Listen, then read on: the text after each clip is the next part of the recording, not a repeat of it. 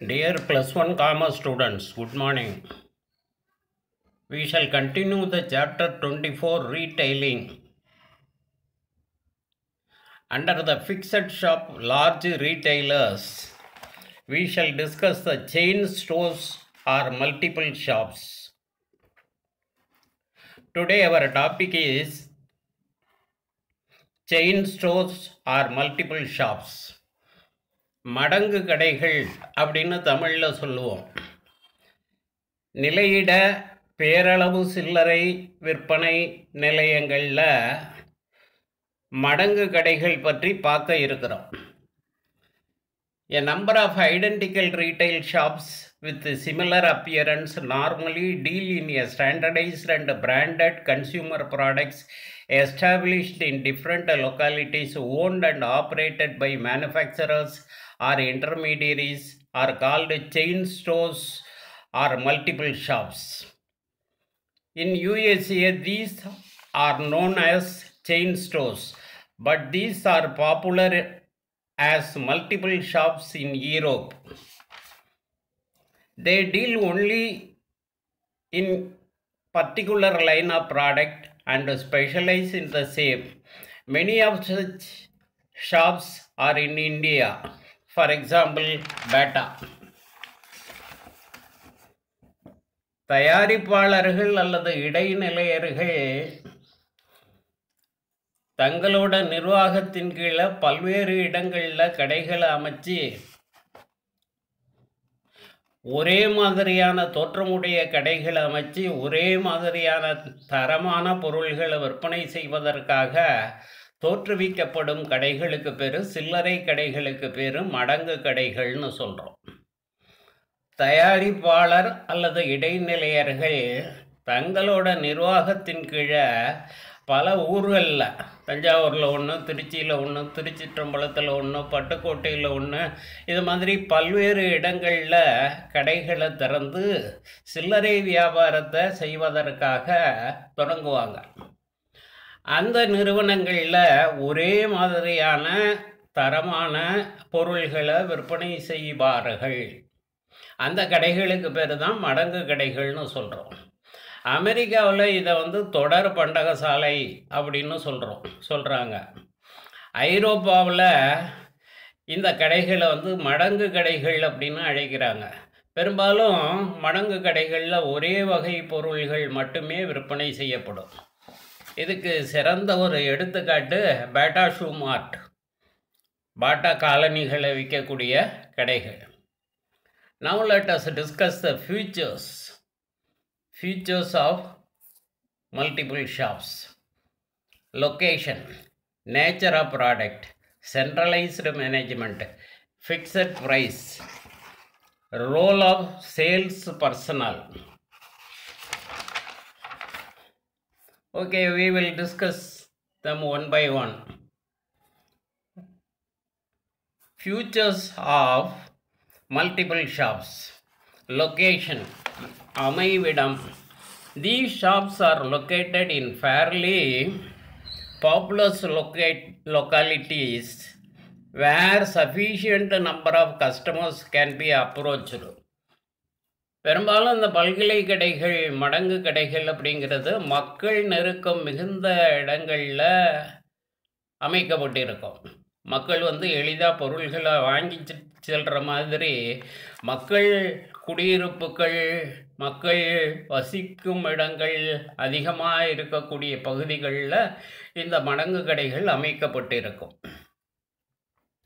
மக்களை நோக்கி இந்த மடங்கு கடைகள் செல்லும். Second one is nature of product, பொருள்களோட தன்மை. These shops deal in a particular product line and specialize in the same product, that is standardized and branded consumer products. அன்றாடம் வாழ்வில் நம்ம பயன்படுத்தக்கூடிய நீண்ட காலம் பயன்படுத்தக்கூடிய ஒரு சில வகையான பொருள்கள் மட்டுமே இங்கே விற்பனை செய்வாங்க. அன்றாடம் பயன்படுத்தக்கூடிய நீண்டு உழைக்கக்கூடிய ஒரு சில பொருள்களை மட்டுமே இங்கே விற்பனை செய்வாங்க. இதுக்கு சிறந்த எடுத்துக்காட்டு பேட்டா காலணிகள், பேட்டா ஷூ கம்பெனியினுடைய காலணிகள், சாக்ஸு, பாலிஷு, இந்த மாதிரி உள்ள பொருள்கள். Third feature, centralised management. The manufacturing or procurement of goods for all the retail units is centralized at the head office, from where the goods are dispatched to each of these shops. அனைத்து மடங்கு கடைகளுக்கும், நம்ம ஏற்கனவே சொன்னோம்ல, திருச்சியில் ஒன்று, தஞ்சாவூரில் ஒன்று, பட்டுக்கோட்டையில் ஒன்று, திருவாரூரில் ஒன்று, இது மாதிரி பல்வேறு இடங்களில் அமைக்கப்பட்டு இருக்கக்கூடிய மடங்கு கடைகள், அல்லது ஒரு மாநகரத்தில் பல்வேறு இடங்களில் அமைக்கப்பட்டு இருக்கக்கூடிய மடங்கு கடைகள். இந்த கடைகளுக்கு தேவைக்கு ஏற்ப என்ன பொருள் தேவைங்கிறத தேவைக்கு ஏற்ப கணக்கிட்டு இவங்களோட தலைமையகத்தினால மொத்தமாக கொள்முதல் செய்து அவை பிரித்து அந்தந்த கடைகளுக்கு அனுப்பப்படும். கிளை மேலாளர்கள், ஒவ்வொரு கிளைக்கும் ஒரு மேலாளர் இருப்பார். கிளை மேலாளர்கள் சரக்கிருப்பு, விற்பனை, கணக்குகள் போன்றவற்றை கண்காணிப்பாங்க. Fixed price. The prices of goods are fixed and all the sales are made on cash basis.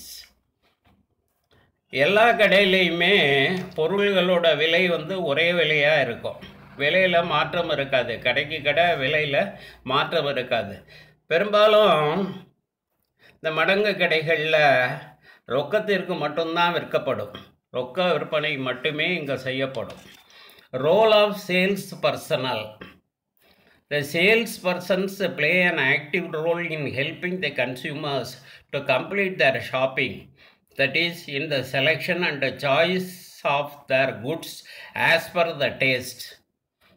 விற்பனையாளரோட பணி, வாடிக்கையாளர்களோட விருப்பத்திற்கு ஏற்ற மாதிரி பொருள்களை தேர்ந்தெடுத்து வாங்குவதற்கு முழு ஒத்துழைப்பையும் இங்குள்ள விற்பனையாளர்கள் நமக்காக செய்வாங்க.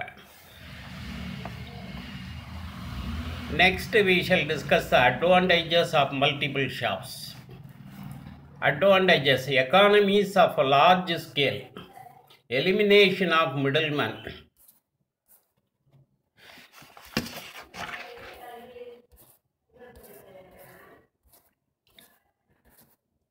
no bad debts, convenience in shopping.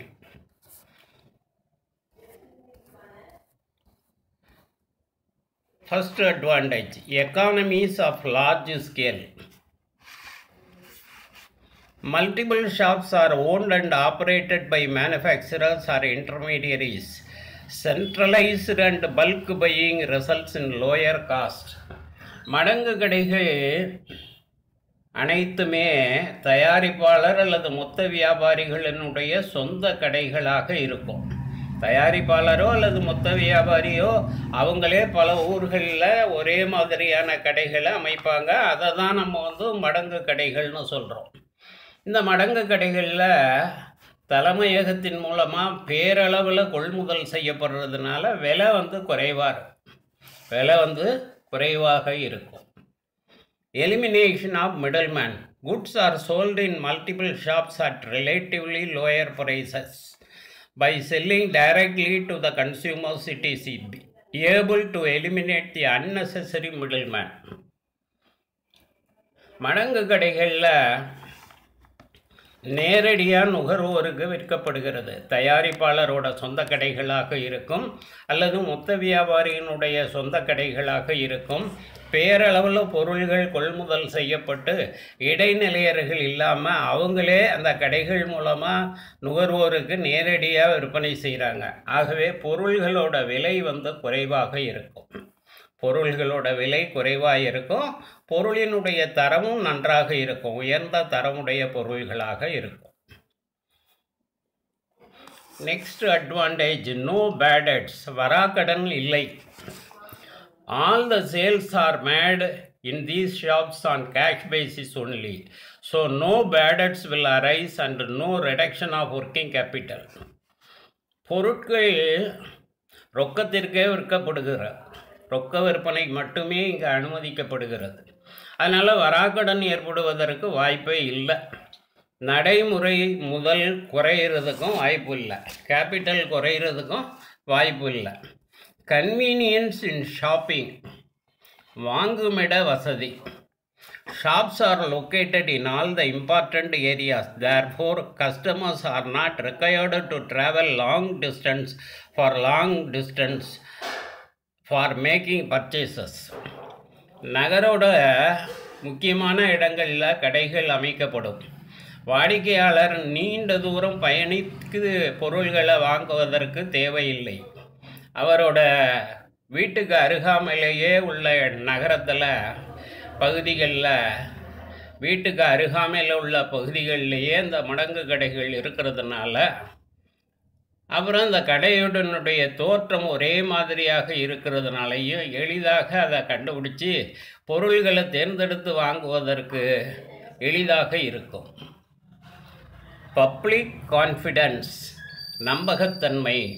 Multiple shops enjoy public confidence due to fixed prices, standard quality, uniform appearance and selection of goods with the help of salesmen.